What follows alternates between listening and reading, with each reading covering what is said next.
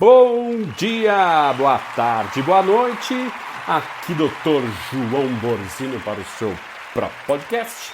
E hoje para falar de gatilhos ansiosos sobre disfunção erétil, né? Vamos lá.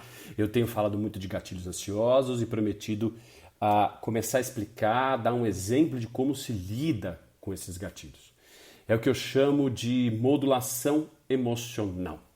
Então vamos a um exemplo simples do qual aqueles indivíduos que sofrem de medo de falhar, de ter uma disfunção erétil, já podem ter vivenciado ou conseguem fazer empatia, ou seja, se colocar no lugar de quem já vivenciou um tipo de coisa dessas. Então vamos à seguinte situação. O indivíduo está na rua e vê aquela mulher maravilhosa passar e olha para os seus glúteos e vê aqueles glúteos lindos, maravilhosos, pompudos passando na sua frente. E o que ele pensa? 2 pontos. Nossa, que gostosa. Não. Esse indivíduo, ele lembra que ele é um broxa.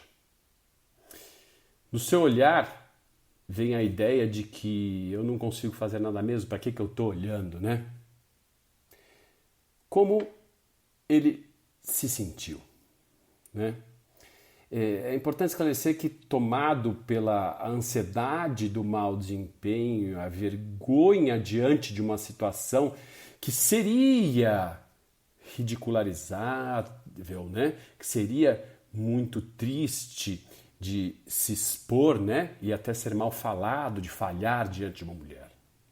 Sim, pois não para por aí o sofrimento ansioso, né? A antecipação dos desfechos negativos, né? Ele já imagina que a mulher X em questão, qualquer que fosse, né? Isso é um sentimento ansioso, isso é um pensamento catastrófico, né? Ela já ia espalhar para todo mundo, né? Que ele é um broxa, né? E onde está o gatilho, gente? Vocês conseguem perceber? O gatilho está em ver a mulher, sentir a atração inata que vem nesse momento e ao invés de simplesmente provocar aquela leve excitação sexual, né, aquela coisa comum de mexer com a sua libido, mexer com a sua fantasia, alimentar positivamente essa questão toda de libido, ele se sente um derrotado e frustrado. Ou seja, o que deveria ser bom está linkado a algo ruim e deixa de ser positivo para ser extremamente negativo. E aí vem a pergunta que todo mundo coloca para mim sempre, né? E o que fazer? Bom, primeira coisa, primeiro passo, que isso é de degrau em degrau. Eu vou apenas dar um exemplo. Eu quero que fique bem claro que isso aqui não é um tratamento médico. São só exemplos de como lidamos com essas circunstâncias, qual a melhor maneira de lidar e pensar sobre as circunstâncias, de desligar os gatilhos. Então, ao invés de sair procurando comprimidos milagrosos, exames fantásticos em clínicas incríveis, né, pseudoclínicas, né, e tratamentos esdrúxulos por aí, primeiro, o que deveria ser pensado é no verdadeiro foco, né? O que deveria ser visto hoje como algo bom é visto como ameaça, né? Perdão, o que devia ser visto algo como uma coisa boa hoje é visto como uma ameaça.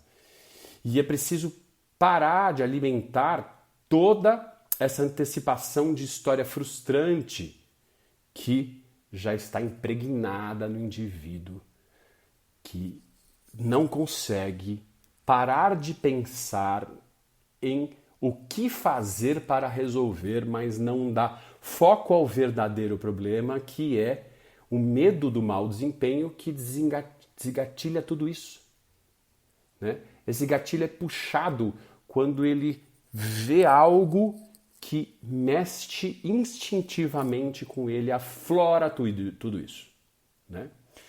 O que deve se focar deveria ser algo bom ou algo que já foi bom um dia e ser retomado como tal.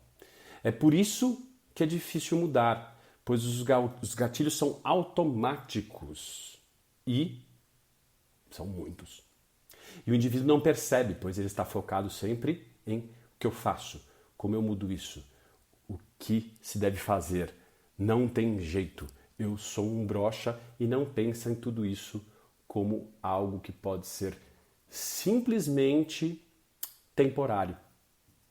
Isso é um exemplo de como iniciamos o processo de ressignificação, ou seja, o entendimento do foco para poder modular o que se sente naquele momento, alterando o comportamento e assim aos poucos ir se entendendo, ir se amadurecendo e deixando de estar com o cão puxado, né? O gatilho estar armado. Se você se identificou com alguma coisa, por favor, faça um comentário aqui embaixo no Facebook, né? Porque este podcast também está no Facebook. Eu quero saber de você como isso acontece com você. Se você se identificou e qual que é a sua história, né? Conte aqui embaixo no Facebook. E não deixe de acompanhar o podcast nos principais vias de podcast, os principais podcasters que tem por aí, como o Spotify, o iTunes, o YouTube, Facebook e etc. Muito obrigado e até o próximo.